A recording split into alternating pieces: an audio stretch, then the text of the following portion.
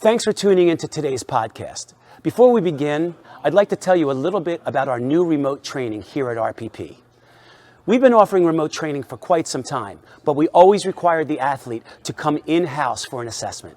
Now we can do the whole assessment online and bring all of our services, pitching, hitting, and strength training to your doorstep. So, if you like what we do and how we do it, go to our website at rocklandpeakperformance.com and click on Remote Training in the toolbar. Thanks.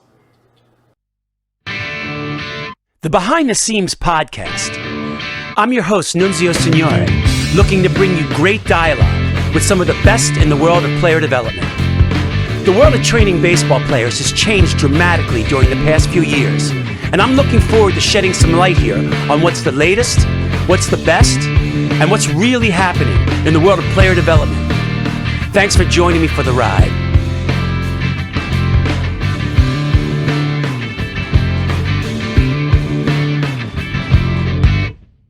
Hey guys, welcome to the Behind the Scenes podcast. I'm Nunzio Signore, and today we're sitting down with Alan Jaeger. Alan is the founding partner of Los Angeles-based Jaeger Sports, where some of the most talented baseball players in America go to improve their game. He is most famous for his trademark J-bands used for conditioning the arm and his expertise on the topic of long toss, which we will get into a little bit. But his influence on the game far transcends the bands that bear his name. He's been a steady voice in promoting many topics like a Zen-like approach to the mental side of the game, in which he teaches his players relaxation techniques through breathing and meditation. His premise on mental philosophy is basically that players should devote the same time and energy that is placed on the physical side of the game to the mental side. Here's a direct quote from Alan, which in my opinion summarizes his philosophy. Your mind is what allows your physical preparation to take over in game situations. He's also consulted with many schools and organizations, including the Texas Rangers Baseball Club and the 2004 national champion Cal State University Fullerton baseball team. This is a topic that I've been waiting to talk about. I'm really excited to welcome to the show this week, Alan Jaeger. Alan, what's going on? Hey, brother, man. First of all, thank you for the intro and the kind words. And you kind of put me a little bit into a meditation. So, with your voice. So if you haven't done an audio yet, a guided meditation, I think it's a calling of yours. So I do have a lot of them. I listen to a lot of them, but it might be this really nice microphone I have. No, the microphone may help, but it's definitely the voice and the flow of the voice, the sound of the voice. So well done, and thank you for having me on. I'm excited too, because we're excited for the same reasons, because we both have such a passion for this topic. You know, I always looked at mental training, mental game, sports psychology, mental health. I always looked at it as like the most important and the most neglected. And that's changed since I started back in 1990. But all things considered, it is still such a neglected field compared obviously to the physical part. So I'm just excited to do this with you. So thanks again for having me on, buddy. 100%. When I like the whole idea was, when I listen to you speak on social media, you strike me as a thinker first. And while I can't deny your contribution to the technical side of the game through the long toss and the band work and the arm care, I'm kind of in that realm as well. And I hear a lot about it, and I didn't really want to talk about that today.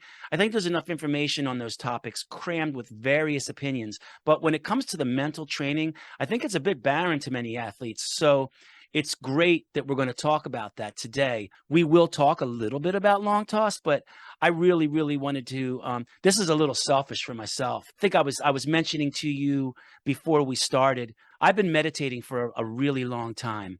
And, you know, back in the day, we had the Gehunzen and we sat there with the altar and, you know, we really experimented with different types of meditation. And I will tell you right now, I continue to do that, because when there's points in my life, when life gets too busy, that's when I really should meditate more.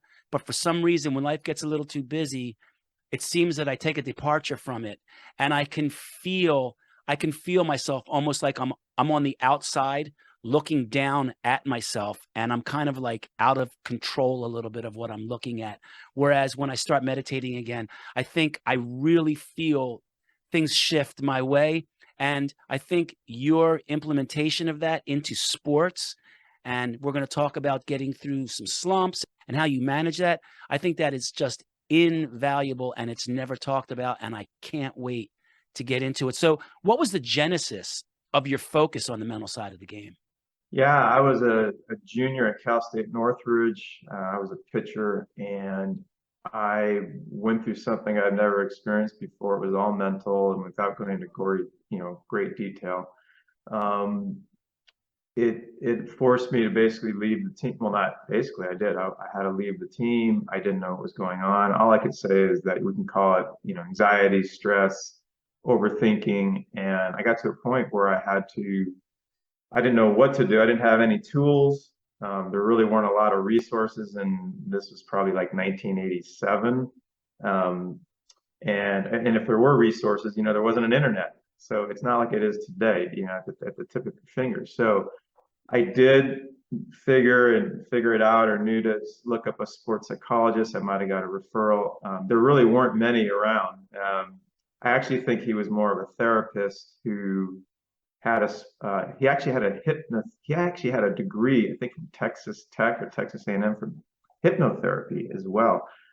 So this guy really knew his stuff, and I was really lucky to find him. And so I started seeing him, and there was a combination of seeing him over maybe a 6-week period.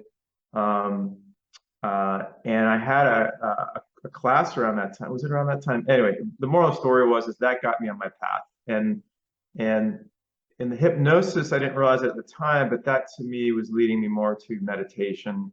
I think the next huge thing that happened in my life is when I was going through this, I was very curious. I was very scared at first, and there was a lot of fear and worry. And I mean, think about it. I left the team for probably 2 months, and so I switched my major to psychology because I really was curious, like what had gone on.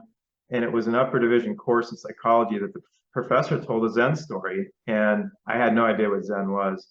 And that was really, to me, like the lightning. Well, the sports psychologist was the first lightning rod, but this to me is what really started moving me heavy into Far Eastern philosophy. And from Zen, I found a very well-known author and speaker named Alan Watts, and that really got me going. And so I guess to try to keep the answer relatively short is it was really going through this myself, which I feel like that's, as we all know in life, when you've That's it. experienced something, especially when you experience something that pulls you down to your core, and then you have to really work through that. And I feel like that's why I'm so inspired or motivated or really convicted to teach this, is because I lived it at a very, very deep level.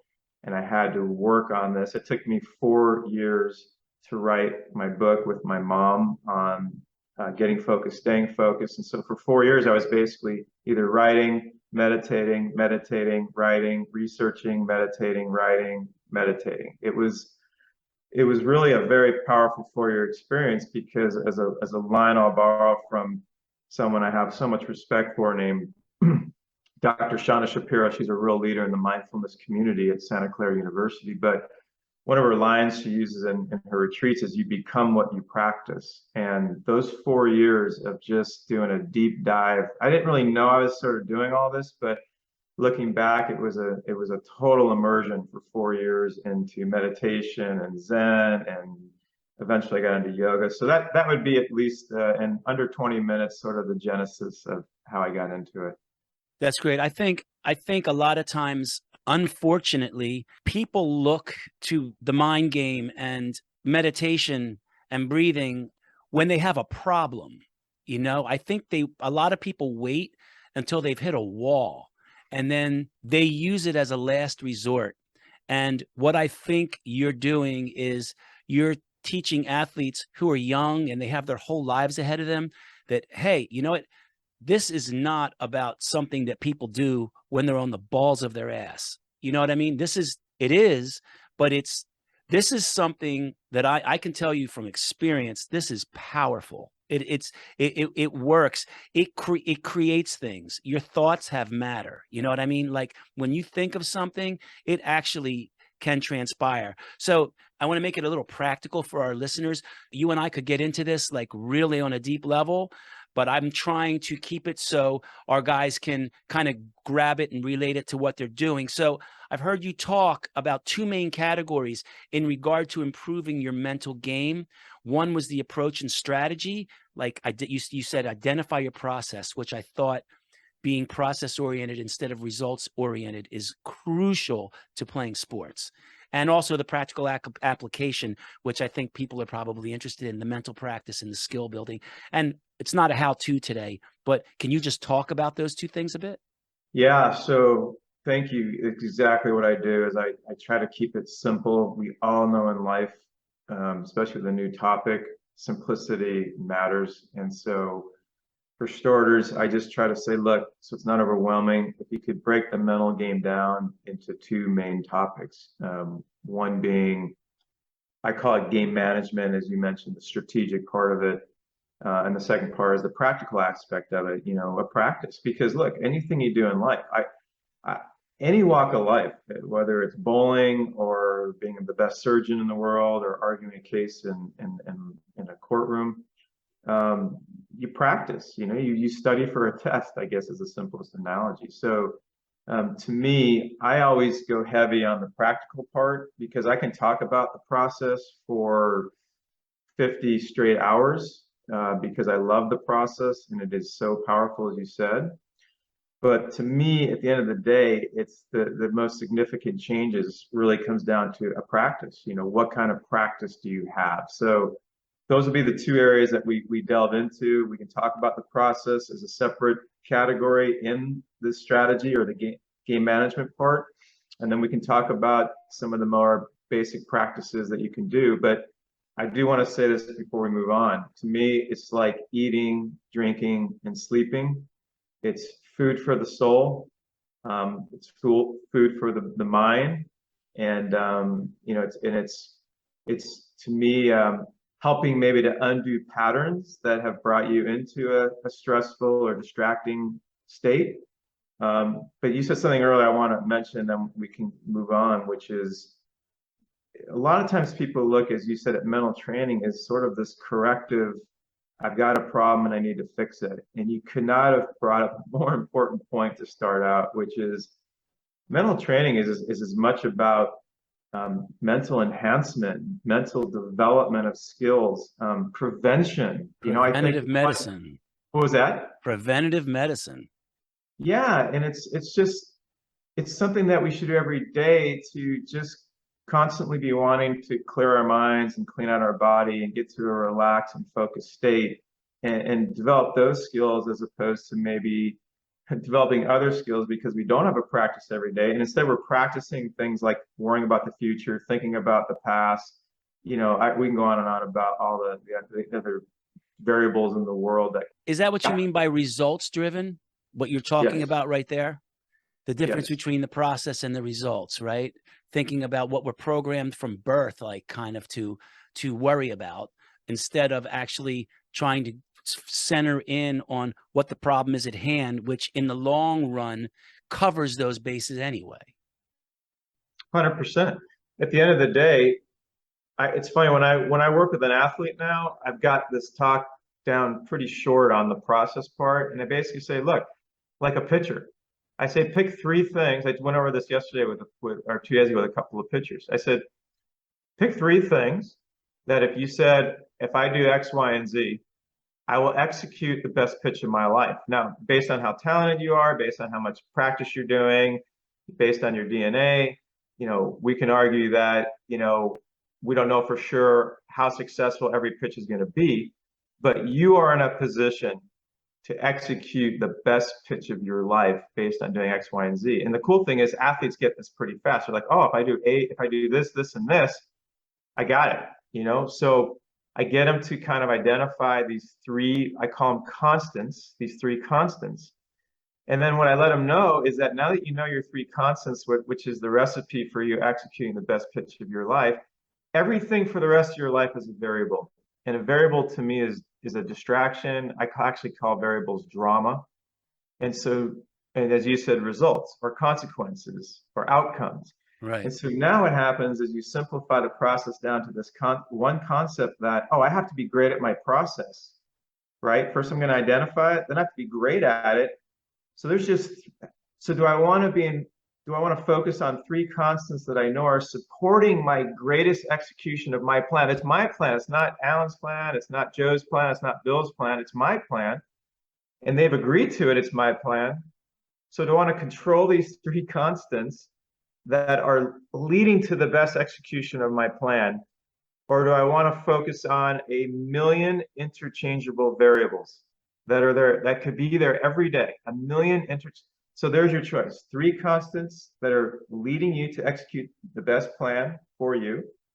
Or do you want to jump into, and those million variables could be anything to the consequences, the results, who's in the stands, the weather, the mound, you know, what inning you're in, if it's a game, if it's not a game. So as you know, there's a million different variables that happen every day. So to me, to put a bow on this, is that's what I really, of the game management. So step one, besides the practice. So the first part of that, of the breaking this down of game management, we basically just go right to the process. We feel like the process supplants, not that you can't have other strategies, don't get me wrong, not that there aren't other ways to motivate athletes, but I have found that if I can get an athlete to be so focused on three things that they're like living those three things, and they can feel that those three things are the keys to them executing their pitch. As an example, mine would be take a deep breath, have a focal point, attack the focal point.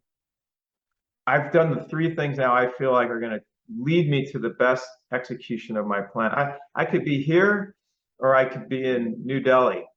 It doesn't matter. I have learned these are the three things that contribute to me executing the best pitch of my life. All of a sudden now I've got these three constants. What a relief. If anything else comes into my mind, I don't even have to label it as right or wrong. The mind can then do what it wants to do. That's more of the variables.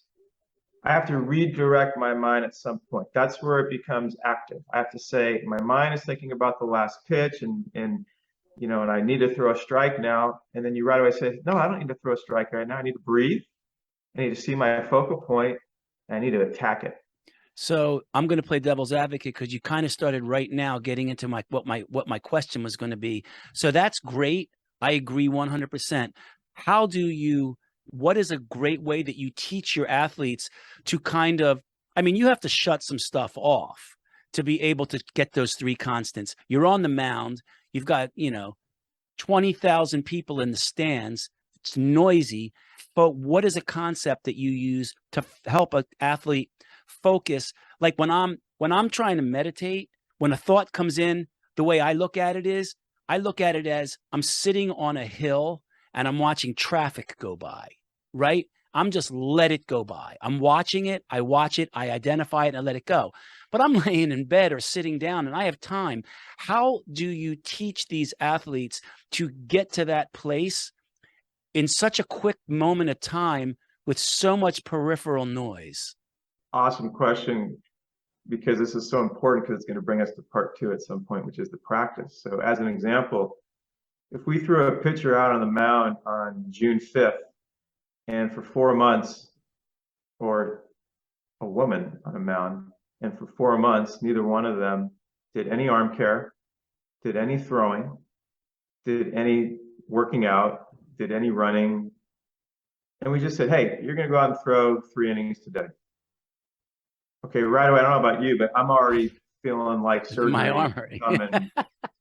Yeah. My body is going to be an absolute wreck the next day if I don't injure a bunch of parts. So we know that we do a lot of training and preparation to get to that moment of June 5th where it's nothing. It's a 3 innings is a walk in the park, and I'm going to feel great the next day because I recover so well because that's how well I'm trained. So to me, if you use that metaphor for the mental game and say, oh, if I have a month or 2 or 3 or 6 or a year or 3 of meditation and mental practice and mental training in place, well, then for me, when I get to the mound, my process feels very normal.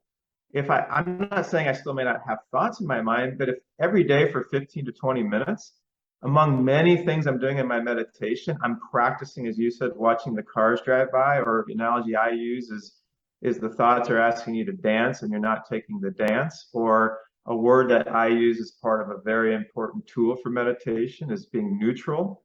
to thoughts, other terms, silent witness. So if you spend 20 minutes every single day for a week, let alone a year, where you're really practicing like ground balls and fly balls and bullpens, you're Taking practicing. reps, mental reps.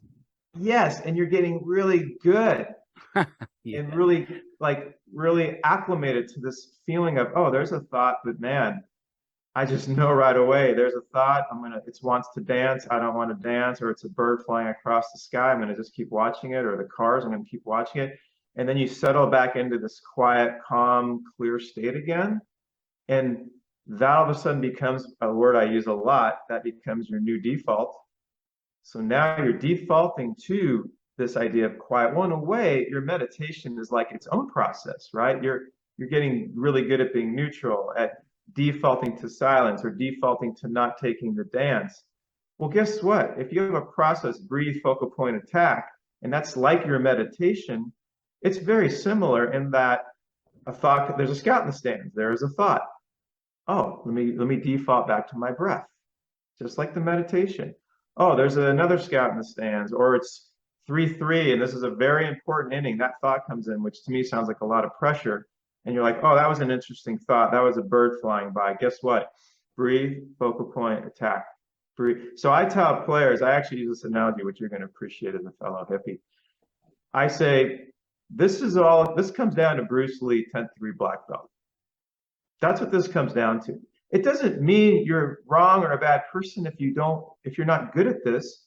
It usually means to me that you're just not well practiced at it, or you haven't taken the time to do the practice, or you're not practicing this through the day. And so to me, I use a word, shout out to Jeremy Sheets. I use a word that he loves, which is continuum, which is your meditation practice, your practice, so to speak, is always happening. So yes, when you sit and you're quiet and you're not on the phone and you're not at practice and you don't have to, there's not a lot of things hopefully going on in your life, and you can just stop to be quiet, you can really ideally neutralize things really well and get really good at this practice of being quiet, being neutral, and not taking the dance with the thoughts. But it's important to also, as I got from this incredible article from, I can't remember her name, but it was, I think, Shelley Capitan, but it was during my yoga training back in the 90s. And she talked about you bring the meditation hall you don't leave your meditation in the meditation hall, you bring it into your day. And so this continuum is the idea is that once you leave your meditation, you're still aware of like, if thoughts are still talking, it could be about a phone call you need to make or something that's really bothering you or distracting you in the future. And you are consistently getting to this practice of neutral. You hear the thought, no problem. I don't need to push it out. I don't need to block it out. I heard the thought. It's just a bird flying across the sky. But now I want to get back to what am I doing now? I'm talking to you and having a great talk on a podcast. That's where I am now. So it's a constant sense of coming back to the moment. And then I'll throw out one teaser and get back to your next question, which is, this is a practice, but like any practice, at some point, we have to trust it and transcend it. So the pitcher at some point is saying breathe, focal point, attack. But to me, in the zone state, that starts to all happen unconsciously. And then whether the mind's thinking or not, you don't even know it. So you don't really even need maybe a strategy unless I guess you come out of it and then you want to come back to your process. So I'm talking a lot about this awareness, which to me is vital at the beginning.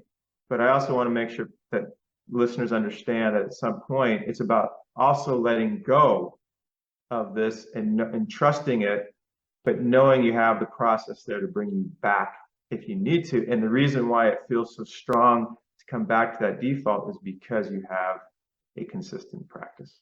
And you have a lot of times, I think it helps guys to trust that once they have that feeling that they know that it works. Because I will tell you, trying breathe, focus, and attack, when I first started to meditate, it was weeks. I was like, I don't know if I'm going to be able to do this. You know what I mean? Like guys meditate for like 20 minutes, 30 minutes. I'm like looking at the clock after a minute. Now I can actually focus on just some better vibe in my life, and I just relax and I let my thoughts go by, I'll look at the clock and 30 minutes went by. I swear to God, it feels like 5 minutes, and I realize that it works. So you're right. So to kind of put that first part and wrap it up in a little tiny box for such a big topic, breathe, focus, and attack is ways to get through a tough situation. But you're not going to, at first you're going to constantly be doing that, but until it becomes a practice, like we said, mental reps. Once it becomes mental reps, it's not even breathe, focus, attack. It's just react, and it becomes all of that. Is that what you're saying? Because of that line from Dr. Shapiro, you become, and that word become to me is powerful. You become what you practice. So the idea is that just like you don't think anymore about riding a bike, or Yes. when you pick up a baseball, you throw it. I mean, you might look for how, the seams or whatever, but anything that you do in life that has become second nature, you just do it, as you said. So to me, the idea of having a mental practice each day is that you get to become your practice. And so, yes, then it becomes, to me, that's the idea, at least, is that by practicing it, you become it. And also, look, maybe this is an important topic. I don't know how much this has come up. The more you practice something, right? The more you're immersed in it, the more, as you said, there's those good vibes. You kind of feel it. You're flowing with it. You Well, guess feel it. what? Yeah, you feel it. But guess what? You are that much more sensitive to when you leave it. So now all of a sudden, instead of like a bunch of stress gathering or a bunch of worries and consequences gathering over time, over weeks, months, without knowing it, you have a chance now, because you have such a deep foundation and you have this consistent practice, you can nip stuff in the bud. So all of a sudden, you wake up and then you start realizing you're worried about your start tonight, or are you going to get called up, or the draft, or whatever. And then you catch yourself quickly and say, wait a minute, what does that have to do with my process? My process right now is to breathe and be present with what I'm doing. That's the continuum. And so I guess my other point of how powerful that this practice is that you start becoming more immersed, ideally through this practice, to where you're also very sensitive if you leave it, something that you said off camera before we talked about how you notice. And I'm the same way. I was up, I'll be quiet so we can move on, but I went up to visit a buddy in Salinas. And I have a very diligent practice in the morning where I stretch and I breathe and I have my meditation practice before I do some things, shower, whatever, get a bite to eat and do a little bit of this and that. But eventually it's it's close to an hour, but some days I have to rush and it's 15, 20 minutes. But whatever it is, it's a statement. And I was at his place, and just the way the day worked and being with his family, I for the first time in a really long time, I didn't do anything. Like, I did a tiny stretch. I did maybe 30 seconds of trying to get connected. And I've been playing pretty good golf lately. And I had a brutal round. And I knew from my You were walking first, uphill. You were walking uphill that day. yeah, and I knew from my first swing, and I did my best with my own process and letting it go and not buying into the drama. And I did my best to just keep focusing on I have a process with golf, just like baseball. But I got to a point where I realized, I'll do my best. I'll keep trusting the process. I'll accept what's happening as is. I'm not going to add more drama to it. But I could just, as you said earlier, I could feel it. And it was just another reminder. I just know who I am when I really check in and do my practice. And it's not anymore a guilt thing, or it's a should, it's a want, because I just want to feel, who doesn't, as my partner says, it feels good to feel good. Yeah. Who doesn't want to feel better and feel less stress and less worried? So anyway, And from that same, thinking about that same thing really quickly, who yeah, doesn't want to feel better? And when you feel better, people feel better around you. And thank you. I think that I'm a pretty type A guy, and I've noticed that what meditation does, it makes you lose your vanity a little bit. And I think that when you walk into a room, you don't have this big S on your chest anymore, and you're not making people around you feel feel small, like you're trying to take up too much space in the room, you become a much more open and you give this energy off and people like you. And I think that goes really well with being an athlete, especially a college guy or somebody who's trying to impress people. A lot of good things come your way by making people feel good around you. And I'm I'm I'm curious too, like, are there different methods you use for, say, have you found that certain methods work better for dealing with a slump or the yips as opposed to handling stress in the clutch? Are there different are there different applications, mental practice, or is there different ways to go about doing this? Are there better times to do it? Do you understand what I'm saying? Yeah. Like, do you have methods that you teach for when there's bases loaded and 2 outs? Or you're just, the first inning was terrible. Are there different ways to go about using this practice to help change the course of the game as it is actually transpiring? Or is it always breathe, focus, attack? Very powerful and deep question. I would say I look at it like a house, building a house. You just got to get the foundation right. It's anything in life, right? You can relate to this obviously as a coach and trainer yourself. You got to have the foundation in place. So to answer your question is that no matter really what anybody's going through, I would start with the basics, meaning, okay, I mean, doesn't mean we don't want to address what's happening in the moment. And, they say like in medicine, if you go see a doctor, the first thing that they're supposed to do is get you out of pain, right? That's the number one priority. So it doesn't mean to not address what's happening with someone and go straight into some dialogue and some processing. But ultimately, what I need to do, it's like educating them, right? I need them to understand the basics of, you could say, like what the mind is doing, how the mind is working. And so I want to start from ground zero, and I want them to understand this idea of game management, which we can call life management, more of the strategy behind this, which is to understand that the thinking is what's creating, for the most part, the issues. Right. And I just want them to understand sort of like the philosophy behind how the mind works or what the mind is doing. Because once we understand that, and then I want them to understand what a meditation practice is about.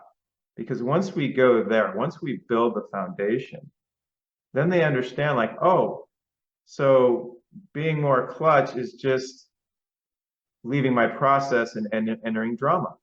It just feels like a little extra drama than, I'm supposed to take the garbage out and I forgot to take it out. This feels a little stronger. Or 3 jams show up at your game that day. That feels like more drama. Or or if you're having a throwing issue or something that's can get, more severe, let's say to somebody, like that's a bigger thing. To me, is as much as this could ramp up or in-game things can happen, to me, it all resolves back to the training and the core. So to answer your question, so I'm going to go back now to my process.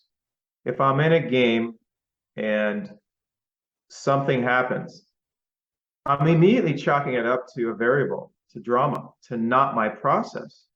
Now it can seem bigger and it could actually kind of give me a little bit of a jolt, but if I've done my meditation every day and I've had a better feel of my continuum through the day where my default is very strong to my process or my breathing or being back in the moment. It doesn't mean it's always on the field. There's things that happen all day long. In fact, more off the field. So to answer your question again, it's all about building this awareness of what it means to be in your process, to understand how the mind is thinking. Something you mentioned, the yip, something that's really can be very extreme. I still want to build this deeper understanding of how the mind is working and why the mind is creating this loop, which is basically the yips. And that may take very specialized attention and work strategically. It may not be as simple as brief focal point attack, as I'm sure you know. So I'd say if we leave some of the real more extreme things alone, let's just say 97% of what's going to come up in your daily life, to me, more basic stuff, as scouts in the stands. If I don't have a good game, the coach is going to take me out of the rotation. I know these sound really big, But I should have come up with something a little bit lighter. But at the end of the day, once you understand, the athlete understands that the key to their career, and I'd argue their life, is to get to this point where they're Bruce Lee 10th degree black belt at trusting their process, being really clear about defaulting back to this home base, whatever their process is through the day, whatever their process is in life, and being so strong in that default that they start seeing everything as a variable. Everything, the Right. bigger dramas versus the smaller dramas. It's like, it's just a variable. It's one of the million interchangeable things. My mind may create a bigger story out of it. I get that. But if I am so immersed every single day in breathe, focal point attack, breathe, focal point attack, or whatever their process is, see the ball well and hit it hard. Breathe, see the ball well. See how quickly I go to my process? Golf. I don't do this, but I should. But breathe, nose down, fluid, finish to my target. What do you think about the concept of whether you strike a guy out or you give up a home run? Irrelevant. It's irrelevant because endorphins are released over excitement. And I think that a lot of people are addicted to exercise, but they're really addicted to those endorphins.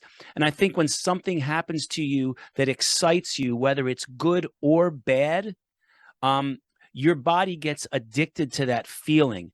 And I think sometimes when I see guys who really have their mind a little bit more under control and they give up a home run, they don't slam their glove. They don't kick the dirt. They kind of like put their head down, and you can see them kind of thinking about it, but they're not letting their emotions overtake them, because that's going to release endorphins, and you don't want to get addicted to that kind of an endorphin. Do you understand what I'm saying? So not giving the bad situations power, I think, doesn't let it release as much. Are you understanding what I'm saying? Yeah. So I would respond to that this way. And I want to take back the word irrelevant, because for sure, if I just struck somebody out versus gave up a home run, I would prefer that, of course, because it can be sort of reaffirming to my process, reaffirming if I'm like in the zone state. So I take back saying it's irrelevant, but I think what I meant is this. So to answer your question, once I've thrown a pitch, if I'm truly in my process, I was just talking about this the other day with these pitchers. There's what's called intrinsic value. Intrinsic value is sticking to my process and completing it, whether I get a home run, struck a guy out, whatever happened. So the intrinsic feeling of me feeling good about knowing my plan and executing it, to me is what to me is the ultimate payoff. If I happen to struck somebody out or they happen to hit a home run, I could have a 1 to 2 second response to that. That's being human. However, if I'm truly process oriented, the only thing that exists, think about this again.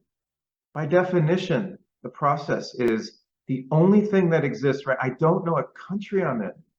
I'm saying that literal. I know it sounds funny. I am literally saying that. I don't know if it's a real game or a practice game, or I'm in the backyard with my nephew. I don't know.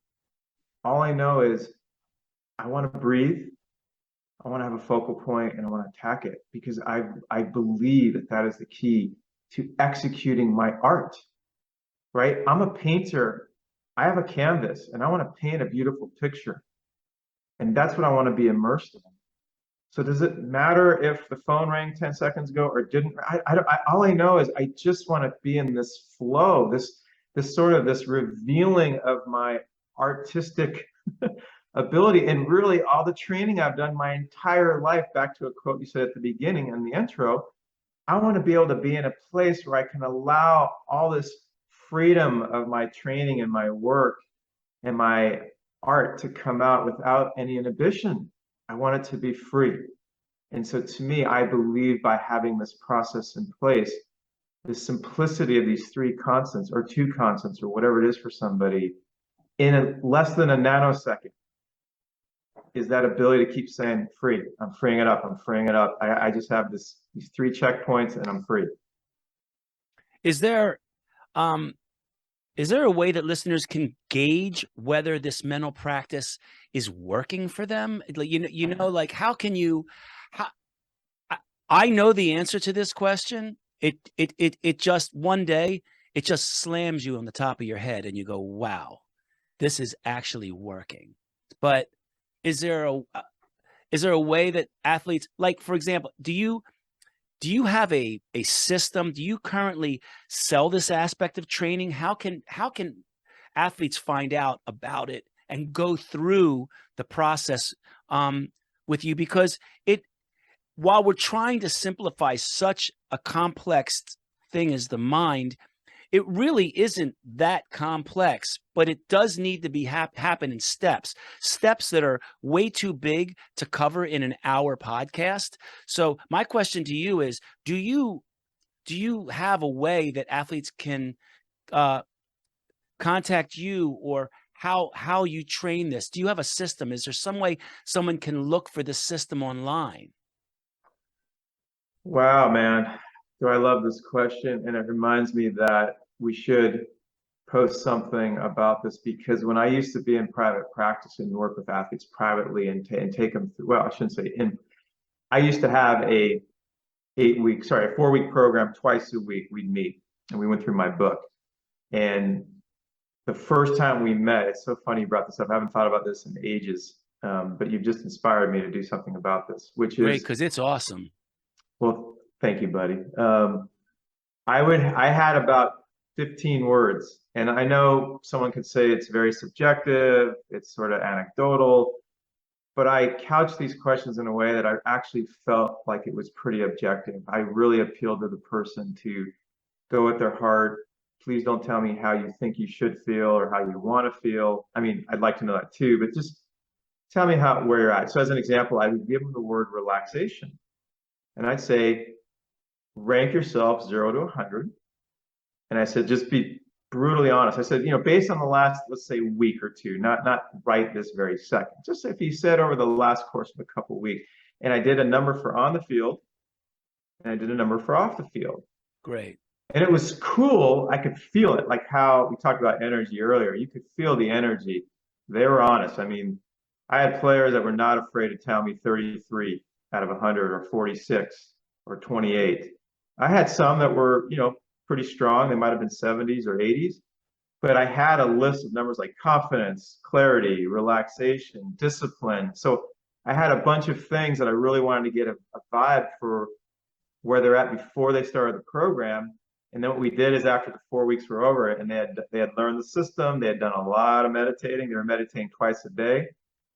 We would come back and do the numbers, and I'm telling you, to a player, they almost thought I fudged the numbers. They almost thought that because they're 33 and relaxation might have been 92. And they absolutely had I could see it. They were viscerally affected. Like, I was a 33. I did not show them the numbers for 4 weeks until the program was basically completed. And so I think, to answer your question, is it's not a perfect science, but if someone who's listening to this wants to give this a try and they've never meditated before, they haven't done it consistently, is just pick 10 qualities that are important to you. There's relaxation, clarity of mind, presence, discipline. You can put distractions, you could put stress, but you pick all these words, and you give yourself 100 being best. So if a word like stress, 100, where 100 would be great with relaxation or confidence, it would really be 0 would be best for stress. So it's a little, I don't want to confuse anybody out there, but if you pick certain, but discipline is another great one, concentration, some of these words that are just bingo words with athletes and human beings. And you write down a list and you pick your 10 words that you feel like, best characterize you, or you want to improve on, quote unquote, those skills. And you write them down, and then you just do a meditation practice, even for 3 or 4 days. And I'd like to think pretty strongly those numbers are going to improve relatively noticeably. And then one other answer to your question is, the first time you meditate for even 8 minutes, any type of meditation that you try for 8 minutes, if you don't come out of that meditation and notice a little bit more lightness, or your mind is just a little bit more slowed down, or you're seeing the trees a little bit more vibrantly, I'd be surprised. And I think if So would nothing else, I. what was that? So would I. I would be surprised. So if nothing else, I feel like it's a great way for someone to give this a try and then get inspired to do it, not because we're telling them to do it, but because they're like, wow, I just did a 5 minute meditation and I have never felt this. I haven't felt this relaxed in 6 months. And I'll say one other quick thing about this. I have done guided meditations for 30 plus years, and I don't want to sound like an infomercial, but I could honestly say from doing this that long, and a lot of times it's in groups, so it's hard to say every single person, but I'm just telling you, generally speaking, when people come out, I would put it in the 98 percentile plus. Just about everybody that I've worked with or taken through a guided meditation. The feedback, and granted, it's not a 3 minute meditation, it's probably a solid 20-minute plus, but it is a pretty significant effect on them. And to me, I guess that's something that always, like just you even talking about the difference between when you're meditating and not, how much it affects you. To me, that's becoming more and more to me of just an everyday reminder from people that it's there and it's free, and the The effects can be life changing in one meditation session. 100%. I think if you want to take some advice from me, you you could this is something that if it can be introduced to younger people like high school, college athletes, and even pro athletes. I mean, guys in their late teens and 20s, a lot of times their ability to focus is really, really rough nowadays with all the social media going on. And that's also going to hold true for them to the ability to focus on something as sensitive as meditation. I think if there was some way or some sort of an introductory program to get guys on a schedule to actually do it, they would notice the difference really quickly, and it would help set people on this path. Because I think the hardest thing about doing this is starting it. And I think that with the young people that we have today, they don't realize how, dude, this could make your velo go up. This could make you go deeper into innings. This can make you so much more effective against a guy who's facing you to see this really secure guy. This and you know what? Even more important than that, it's going to make your outside life better. But that doesn't seem to be enough for skeptical people until they have something tangible that they can try. And just my suggestion would be to try to get an introductory way of getting your game mind ready. And I think if you put it that way, I think it's going to spoon feed a lot of people that, on the other hand, would kind of like just look this over, you know? Well, and also, look, the research now, it's across the board. I mean, across the board. The research out there is overwhelming regarding the benefits of meditation. So it's not so much even like, well, it sounds good in theory, but no, there's research, number one. Number two is, I guess I would look at it like this. It used to be one of my opening questions when I used to, do this sort of a speech I used to give and a talk about this. And I would still open up the same way, which is, we all agree at the major league level, it's 99.9% mental. And at the professional level, you can say it's 95. And at the college level, you can say it's 90. And at the high school level, you can say it's probably even still 80. That's high. But yeah, so I'm just going to say, I'm going to take a round number. And I'd say if you pulled pretty much any coach that's played a sport, any sport, and you start talking about the performance arena, I would say that just about any coach would probably say that their performance is, even at the high school level, it's 90% mental or more. And so here's sort of the cool follow-up to that. even if we picked a number like 75%, the bottom line is this: if we agree that the game is 75% mental or more, and 95 plus at the highest level of any sport, why are we spending 100% of our time on physical training and preparation? Exactly. So, Exactly. so there's sort of, to me, also, and I shouldn't say 100% because I'm sure there's plenty of people that are doing mental stuff as well. But But I think that's because training is something tangible you can go to and look at. That's what I'm kind of saying. Whereas the mind and thoughts, they're kind of floating there. They're inside you. People try this and we try this and we talk about this and this is a new way to do this and this data will help this. But everyone's looking for the newest and most way to get the most out of to bring your playing to the your performance to the next level. And the biggest thing is sitting inside your head and you're spending the whole time looking around for ways to make your performance better. And I think it's because it's not so tangible to the young athlete to be able to grasp onto this. And I think they need their hand held a little bit, and having something that they can look at and follow is a great way to introduce them into this so they can go into bigger things. That's what I was basically saying. well, listen, this is going to come down to awareness, is what you're saying too, and that's why we're doing podcasts. That's why we're talking about this, and that's why compared to 1990 when I first started, it is tremendously better. It's almost mind blowing to me to think about what it was like in 1990 versus now. So to me, fortunately, it's becoming more mainstream.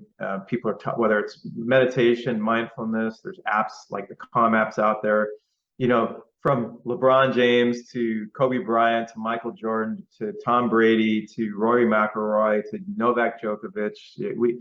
The list of athletes that have embraced meditation, if you Google it, it'll blow your mind. Derek Jeter is another name that comes to mind. So my point is this: it's not so much anymore about whether or not it's going to help you. I think it's more about, are you aware of it?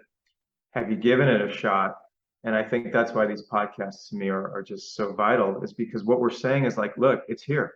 Yeah. It's sort of like, it's like if you knew Apple stock the day Apple went on, Yeah. onto the stock market, if you knew the day it was on the stock market, you knew where it was going to be, you would invest a lot of money into that stock. And I look at this as like that Apple stock, the ultimate Apple stock is already here.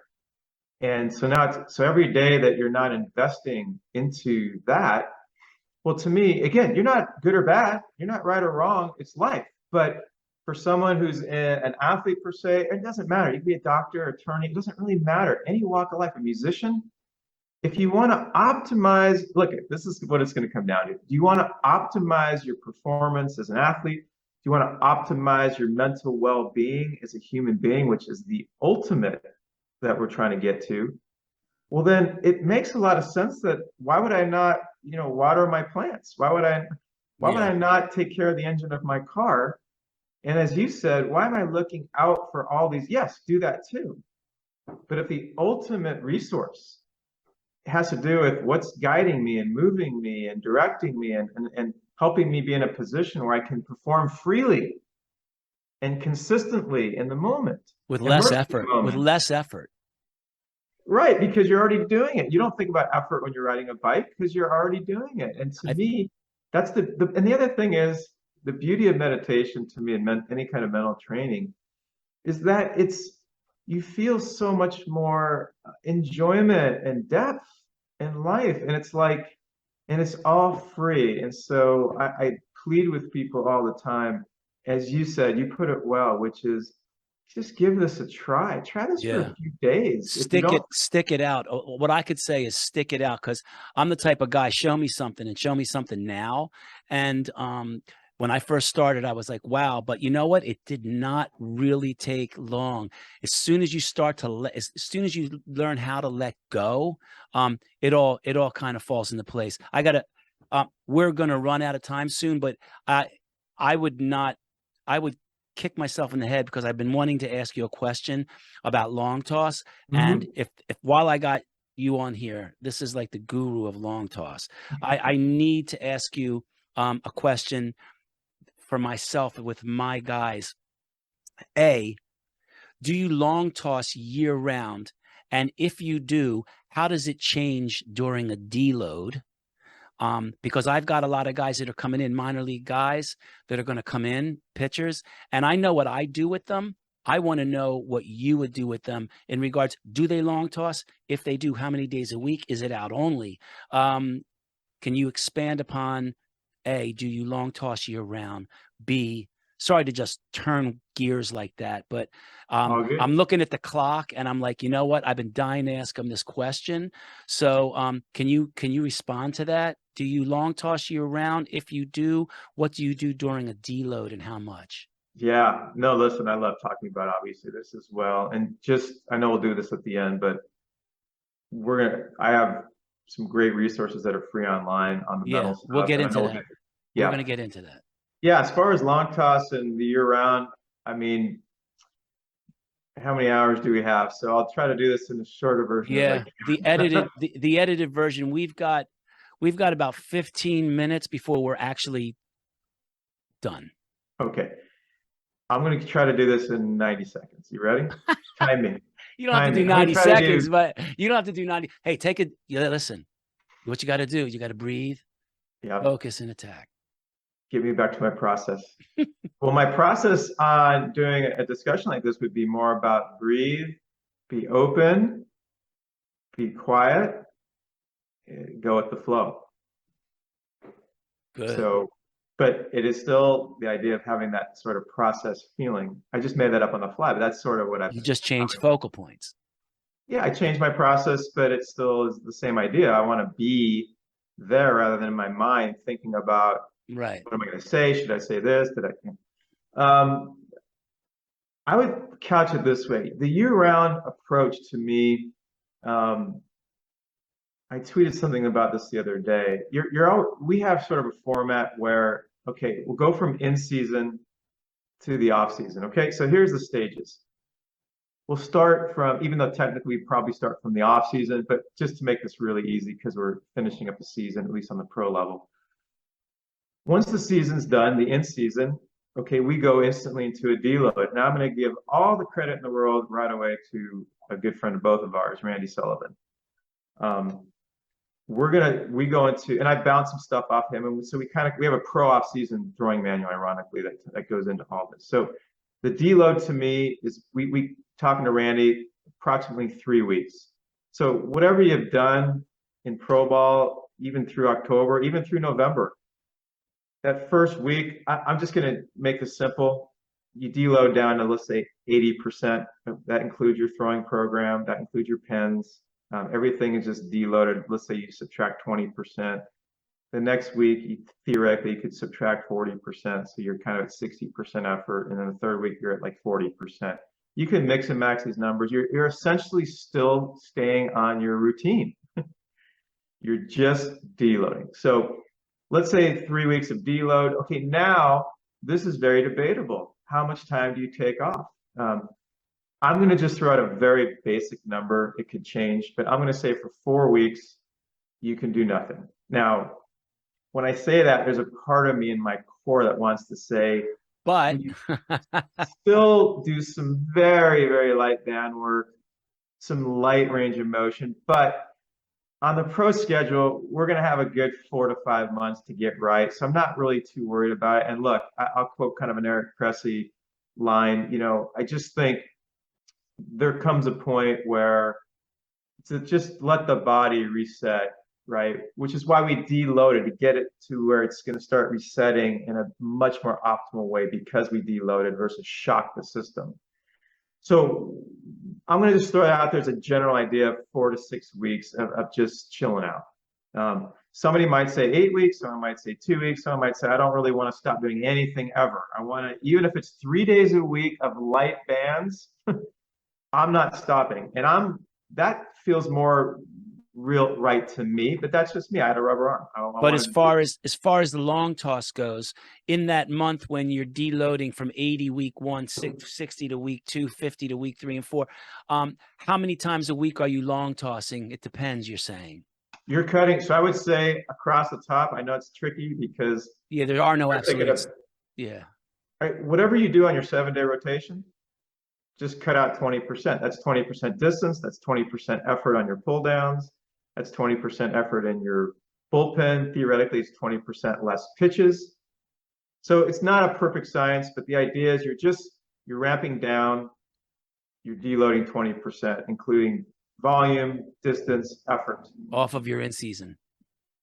Correct. And then Right. the next week is 40%, which is in a perfect world, it might be, the first day might be, -3%, -7%, -12%, and you get to 20% by the end of week one. Then week two is 22%, 26%. So by the end of week two, you're at 40%.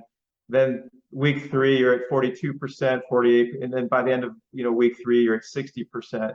It's just off the top, everything. So you don't have to use terms of pens, long toss, pull downs. Right. You're just doing everything.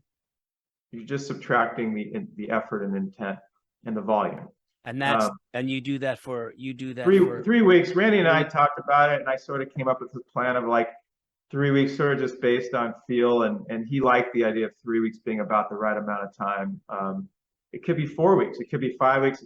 I think 2 weeks is starting to cut it a little close, but 3 weeks I would say is the minimum. So what about the high school kids who come in? The high school kid who comes in, say he decides not to play fall ball. Okay. So he's coming into you in September to start his protocol. And, you're dealing with a younger kid. You're dealing with a 16 or 17-year-old kid, pretty good athlete. And you're trying to keep the, Davis's law in effect, where the body responds to stress over the tissue.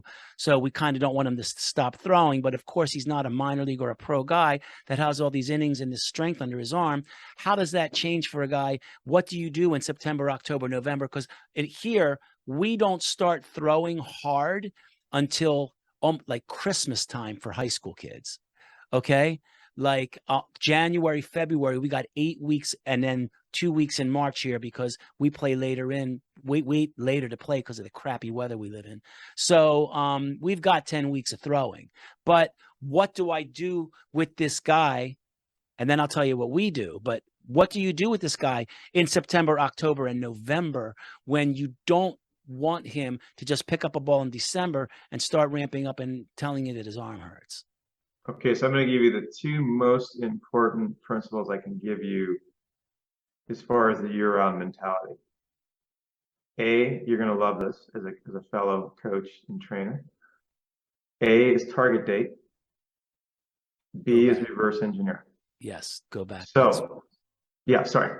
I'm sorry, what were you saying? No, that's good. That's kind of what we do. When do you need to be ready? Let's back it up. Okay, right. With the pro guys, it's so easy because we know it's February 15th for early camp, March 1st or so for minor league camp. Super easy. We got plenty of time to play with. So even if you go into the World Series and you play till early November, it's actually, believe it or not, it does start pinching a little bit of an ideal build, progression, but we have to play with it a little bit. But I'm going to go back to the pro guy and you'll see how it's going to come back to the high school player. So the pro guy, as you know, we have plenty of time. So we're going to deload for 3 weeks. Let's call it 4 weeks of just rest. Economy, but let's just say it's about 4 weeks of what we call, I think it's 3 weeks of what we call active rest. And that's an Eric Cressy term I got from a long time ago. Mm-hmm. So now we've done, let's say nothing, but now for 3 to 4 weeks, we're going to start moving the body. It might be 3 to 4 days a week of light stretching. It might be definitely start bringing in some light band work. The bottom line is you're not throwing yet. You're just doing a lot of range of motion, a lot of base building for the first day of your throwing program. So now, based on February 15th, I know reverse engineering that we have about 8 weeks to do our throwing buildup, which for us, we can do it with someone who's pretty much starting from scratch, 4 to 5 weeks for us to get guys and gals into what we call beast mode. So I'm just going to say as a general rule of thumb, it's 4 to 5 weeks to get it. That's throwing 6 to 7 days a week, by the way, and doing great arm care stuff. Right. So I know if I have 10 weeks, we're going to do a little more of a slow burn, but I know this, I reverse engineered it to where we're going to do this nice slow throwing progression for 10 weeks to where they're in absolute beast mode on week 10 to where now we're going to start integrating some light pens leading up to heavy, medium to Right. heavier pens, and obviously game action, and then building their pitch count. So for the high school, so for the pro person, it's so simple because it's plotted out by reverse engineering. We literally from September 1st or October 1st, November 1st, I actually just did this yesterday with a player. Generally, we can plot the next 5 months to where February 15th, this player is a joke. I mean, the shape they're in, Right. not only are they animals, they're going to recover so well the next day that they're going to be able to do their throwing program perfectly. The high school player now, I've had, and you've had this talk many times. If they go through the summer, which I'm fine with, if they just flow through spring into summer, and now it's August 1st or September 1st, they've done a showcase. My ideal point would be like the pro schedule, they're starting similarly. February 15th, a lot of them is their first game, or March 1st. Right. I know it's not quite early, but in the West Coast or warm weathered states, February, mid to late February, early March they're expected, I'm just going to make up a number, to be at 50 to 60 pitches in a game, at least the starters. So I'm reverse engineering similar to the pro program, which means from September 1st on, I know there's other really important showcases. There's scout ball, there's fall ball. If you just said to me, it's my child, Right. what do I want to do with my child from September 1st to March 1st? And all I'm caring about is the process, meaning I want them to be the best athlete, best trained, March 1st, healthiest, with the best recovery, with the best strength. I'm just saying that my program is going to start September 1st, and they're going to deload, and they're going to go into rest, and they're going to go into active rest. And I can tweak some of the times around that based on what they feel they want to do. Then I'm going to have loads of time to do this nice slow build up, 8 weeks, let's call it. And then I'm going to actually be able to transition from that build up into these beautiful, their arm is just foaming at the mouth to start throwing some pens. But I can even do the pens nice and progressive and not rush, right? Yeah. And I can do sort of the build up and the pitch count, 15 pitches a week. I can do that without rushing. My point is this. I want my kid, which is what I work with players on, who want to be in the most optimal shape, whether it's high school or college, on March 1st or February 18th.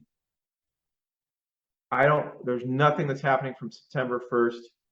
I did this with, I won't say what school, but I did this with a pitcher last year where he did tons of spring pitching. He was a Team USA guy, so that went deep into the summer. And all of a sudden, through his coach, we had to figure out, like, so he's not tired, like, what's the best way so that February 18th, this kid is beast mode, ready to roll through June 17th or 27th, or whenever the season ends, obviously into the draft. And I said, look, you don't have to think about anything. You don't have to worry about anything this fall as far as fall ball, inter squads. There's nothing to think about, because he will be ready for beast mode and some pens and probably some live hitters in January. So you have plenty of time to still get some work in there. But you don't think about anything now in fall ball, winter ball, scout ball, travel teams. And look, that's tricky, as you know, and then I'll be quiet. It's tricky because these kids want to play on their travel ball teams. They want to play scout ball. They want to, and look, for some kids, you can sort of fudge it and make it work maybe earlier in the fall. But again, I always come back to the most optimal position to be in, which is if you had a long summer and a long spring, and we want to get right for March 1st.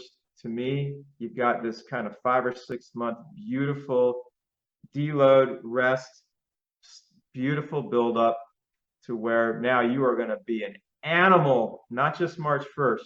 You're going to get stronger. You're going to be stronger than you are on March 1st, June 17th. And that to me is all I really care. I just want that part to be right. Great. This is probably my 30th podcast, maybe. This was the time flew by. I actually went back and reprogrammed it so we had longer amount of time, because I knew from the very beginning that this was going to be something that very similar to meditating. I blinked and we we've been on here for an hour and, a good hour and a half. So I want to thank Alan Jaeger for coming in. Alan, can you please give us ways that guys can tap into this mental game? Can you please give us some taglines that guys can follow you and where they can get some information? Absolutely. And before I forget anything, man, thank you, because it's an honor to be on with you. I love how you think. I love your background, and I love how open you are, and you've done so much in this community. So I appreciate how interested you were in hearing some of my input. And if I can clean up one thing I just said too, I talked a lot about setting this up for that fall, the spring season. And I don't want to say it's not the only thing I care about, but I just want to say, to me, it's the most optimal way to optimize, to me, that period in the spring, of course. At Jaeger Sports on Twitter, at Jaeger Sports, on all of our social media accounts. Jaegersports.com is our website, and we have countless things that are free regarding mental game. We have a mental practice. We have an article that it's called Mental Practice Plans that right away for a coach can help you integrate a 10-minute mental practice session with your team if you have never done it before and you're Awesome. not skilled. And we have stuff on YouTube. So basically at Jaeger Sports, social media, and jaegersports.com.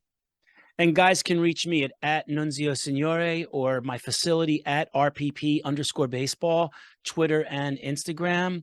My website is www.rocklandpeakperformance.com. And if you're a strength and conditioning coach, or even just a baseball coach, and you want to get into a little bit of velocity-based training, I have a book out through Human Kinetics. You can get it on Amazon. It's called Velocity-Based Training: How to Apply Science, Technology, and Data to Maximize Performance. And once again, I want to thank Alan Jaeger, my new buddy. Alan, we'll see you on the next one, right? Hey, man. Again, thank you for having me on. And I think I'm going to make this a second part because it's so vast. You know what I mean? We will see you on the next episode of Behind the Seams podcast. Until then, we'll see you on the next one.